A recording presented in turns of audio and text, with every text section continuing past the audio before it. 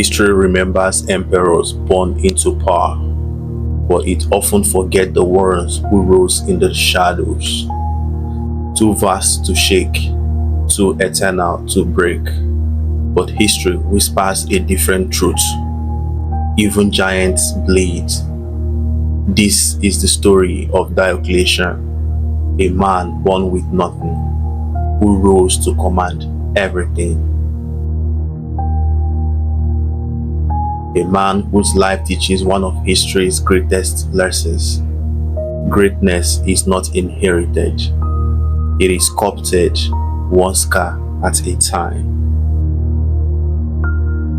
Before Diocletian arrived, Rome was burning, not from fire alone. Emperors fell like whispers in the wind, crowned in the morning, murdered by nightfall. Power changed hands through daggers, not decisions. And in the middle of this storm, one truth became clear. Even the greatest empires crumble when led by small men. Generals fought each other instead of Rome's enemies.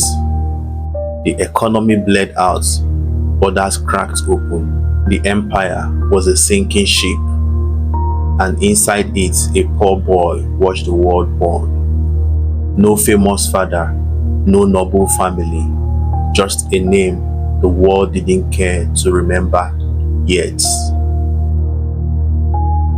Where you are born is not your destiny, but what you decide to become is.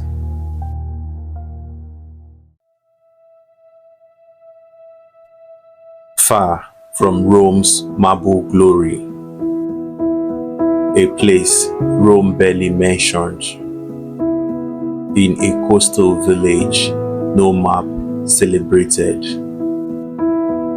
a boy lived in silence.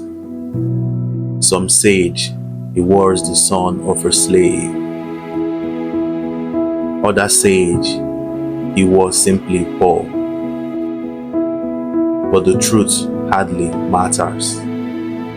He carried something far more powerful than privilege. He carried hunger, a fire so quiet nobody heard it, yet so fierce it would one day shake empires. People may not notice your rise, but they will never forget your impact.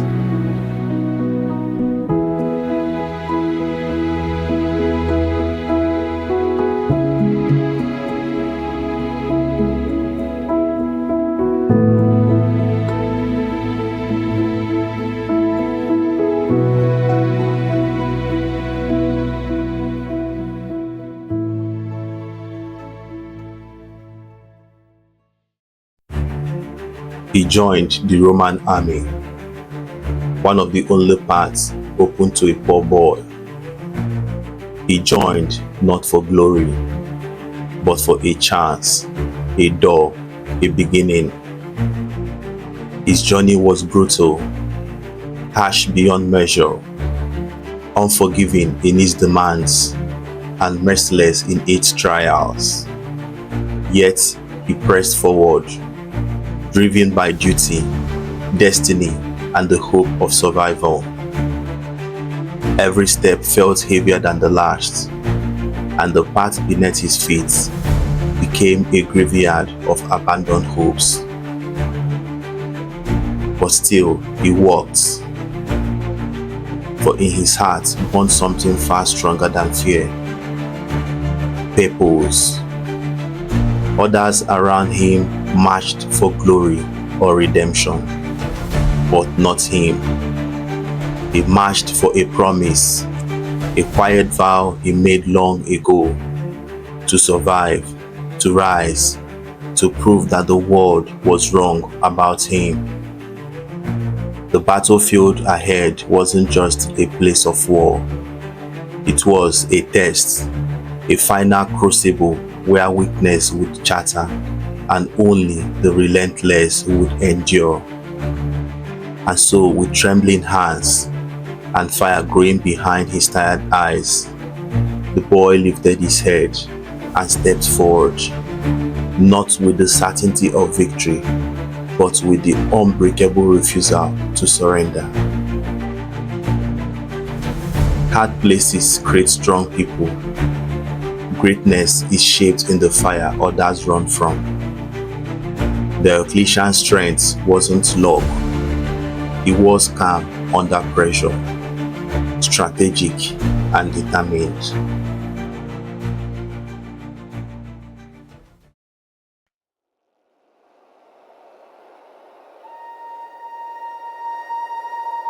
While others bragged, he worked. While others wasted time, he practiced.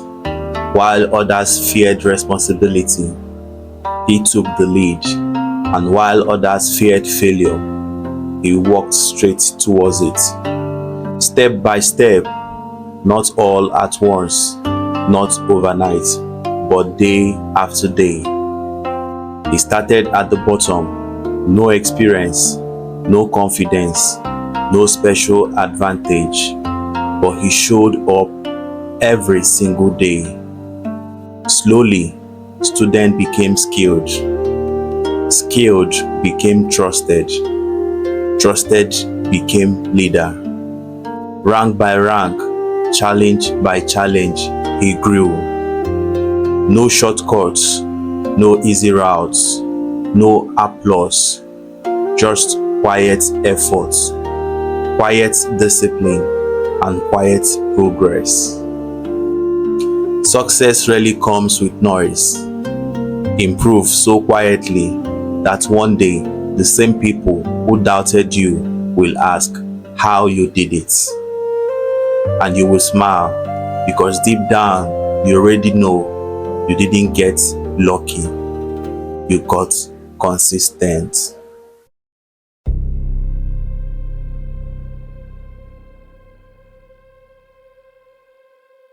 Standing in the glow of power, Diocletian became a protector of emperors, close enough to feel the heat of power, but disciplined enough not to be burned by it.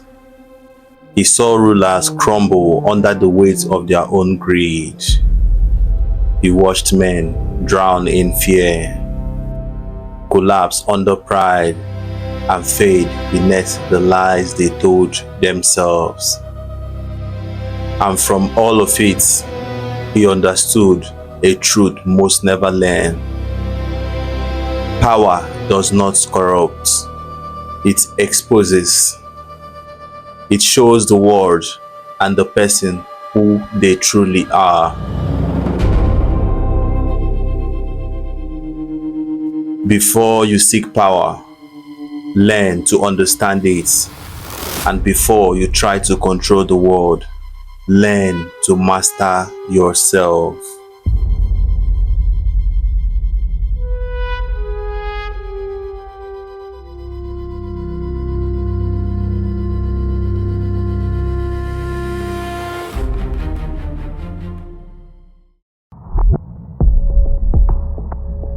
Then, in 18, far from Rome, an emperor died under mysterious circumstances. The news didn't spread with shouts, it spread with silence. The camp froze. Fear crawled through the ranks like smoke.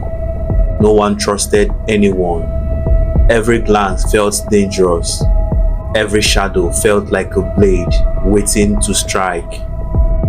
In that moment, the empire, once unstoppable, felt fragile. One heartbeat away from collapse, one decision away from chaos, one leader away from abandonment or salvation. In chaos, true leadership reveals itself, because leadership isn't proven in comfort, it is tested in fear. And then, in a moment that felt written by destiny itself, something unexpected happened. The soldiers gathered not in panic, but in purpose. Then, with a roar that shattered the silence, they lifted Diocletian onto their shields. They didn't choose the loudest voice, or the wealthiest man, or the one with the highest connection. They chose him because he had earned their loyalty through discipline, through courage, through unwavering resolve. He was the man who never bent, the man who never broke, and in the dust and chaos of battle, a nobody became emperor.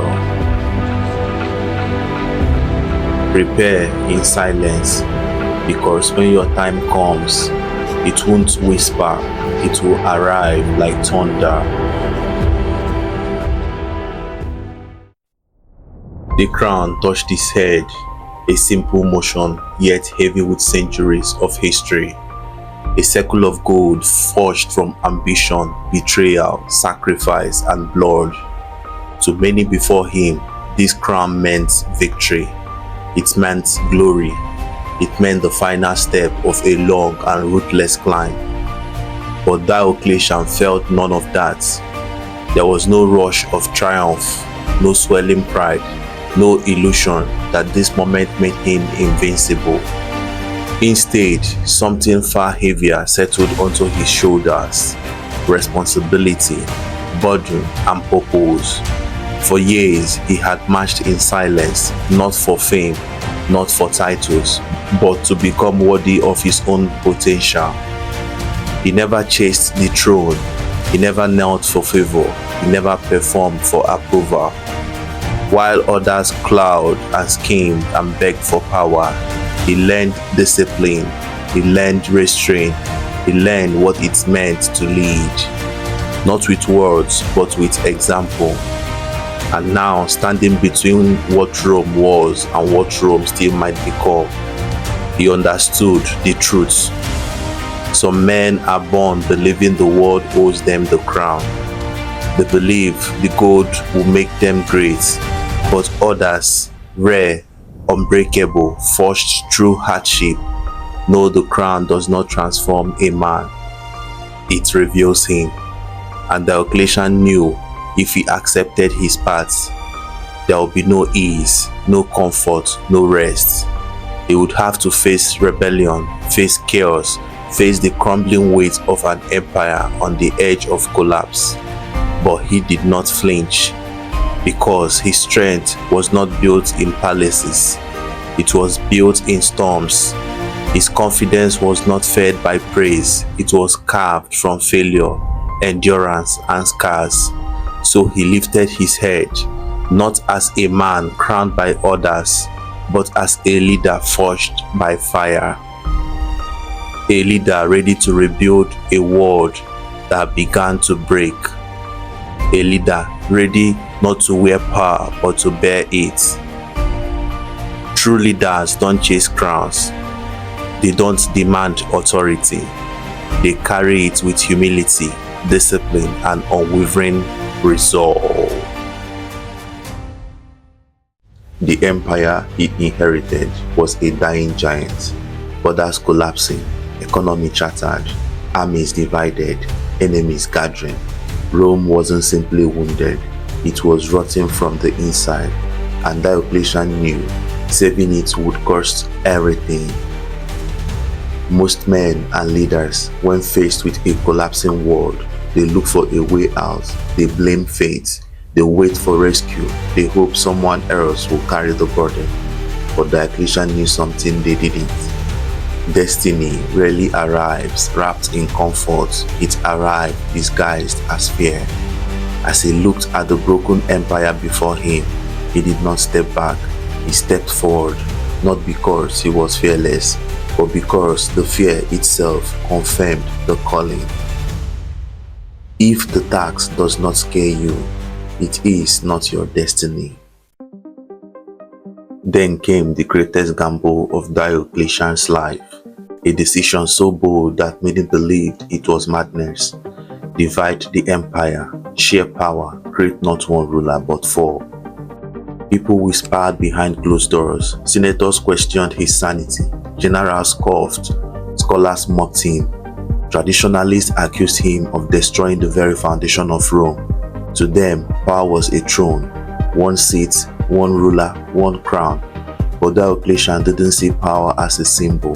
He saw it as a responsibility, as a weight, as a burden. And he understood a truth most powerful men never face.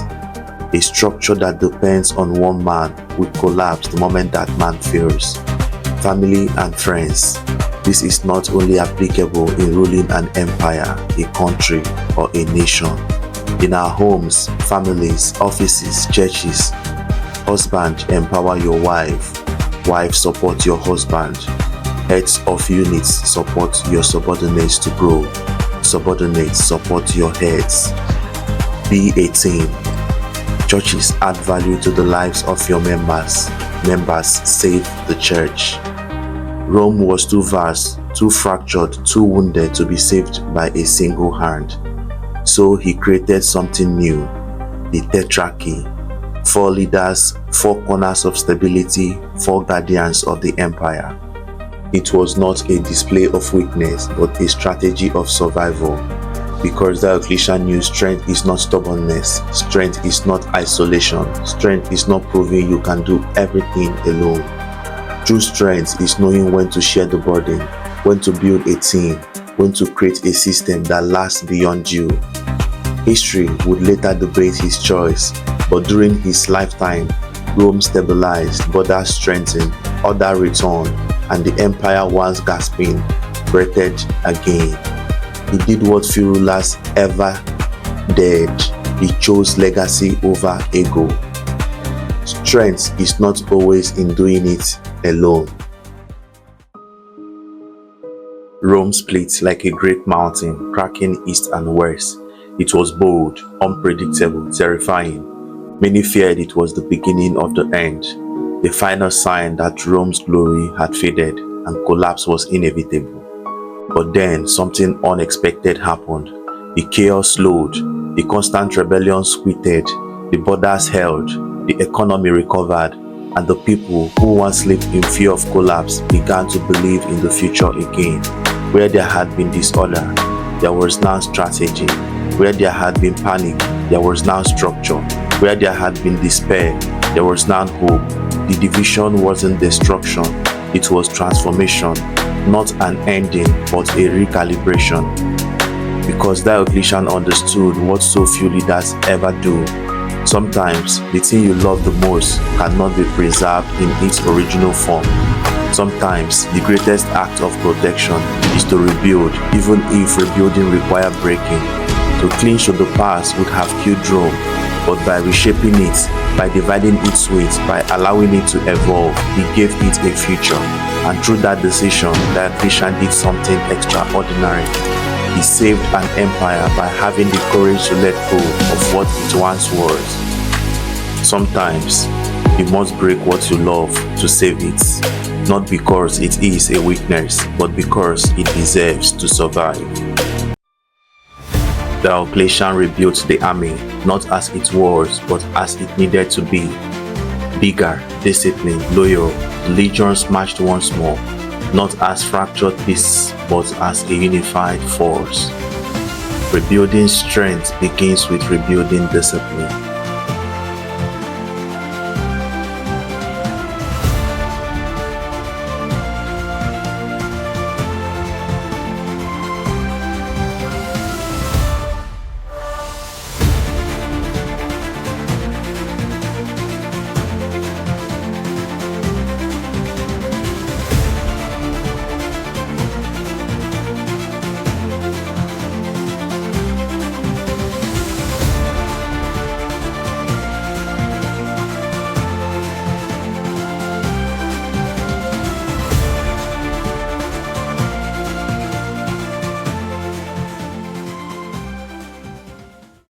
Rome's borders had become open wounds.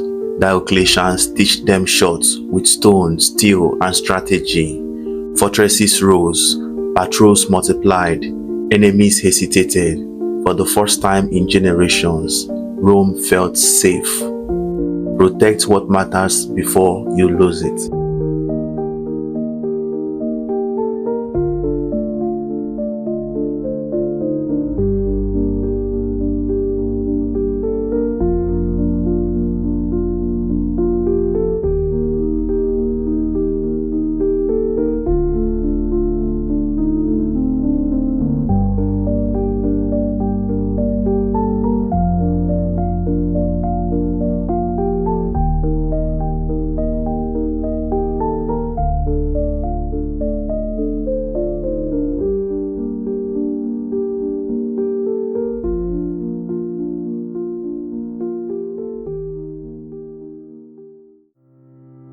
Money was broken, inflation was wild, trade was dying, so Diocletian did something emperors hated. He faced the numbers, he restructured taxes, stabilized currency, and forced the empire to finally confront reality. Ignoring problems don't cure them, discipline does.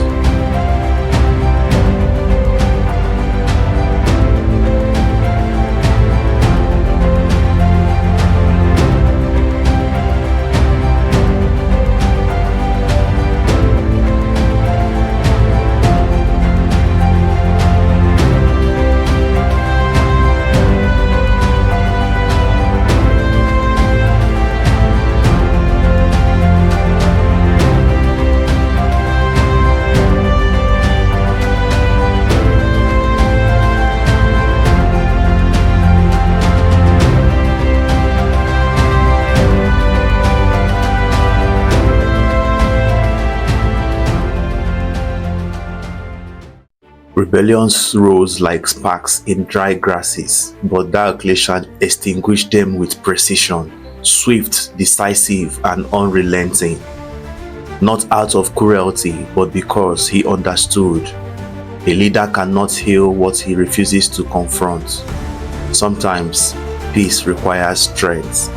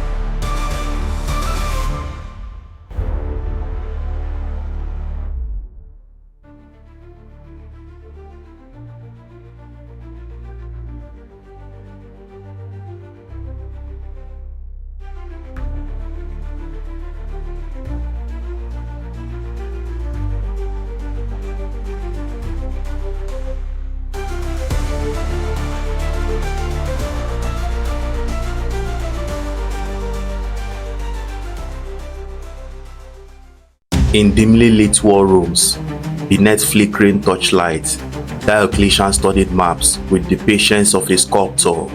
He moved armies like chess pieces, anticipated threats before they formed, and taught his enemies long before he outfought them. Strategy wins wars before they begin.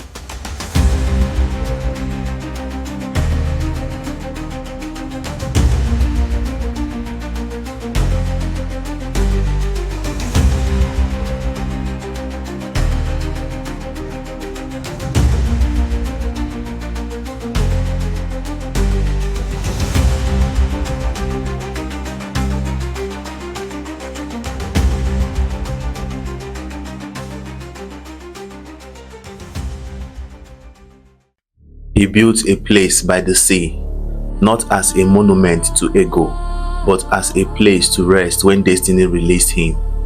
Marble walls, golden courtyard, a fortress, and a sanctuary, a place not for an emperor, but for a man finally ready to breathe. Build not just for power, but for peace.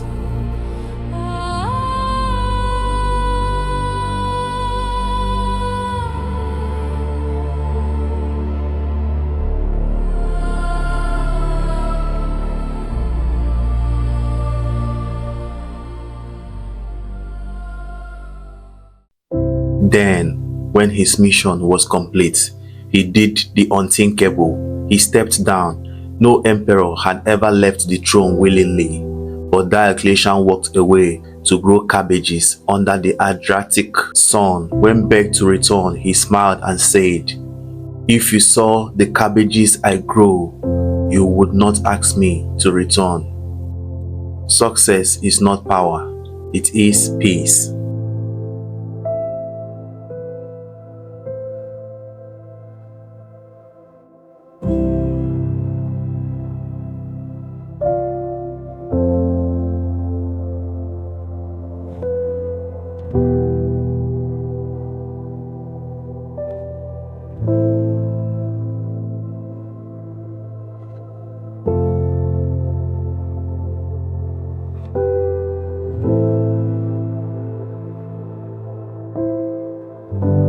His reforms outlived him. His system endured for centuries. His Eastern Empire survived for 1,000 more years. Rome did not remember Diocletian as a tyrant, not as a hero, but as something far rarer, a man who rebuilt a world and walked away from its throne. Legacy is not what you gain, it is what you leave behind.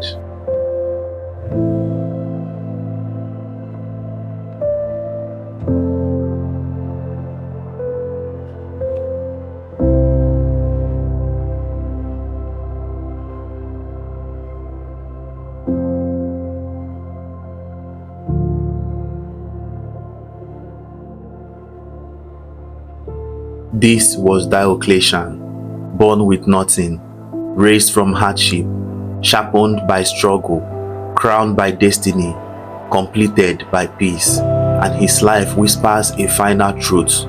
Your beginnings do not decide your story, your choices do.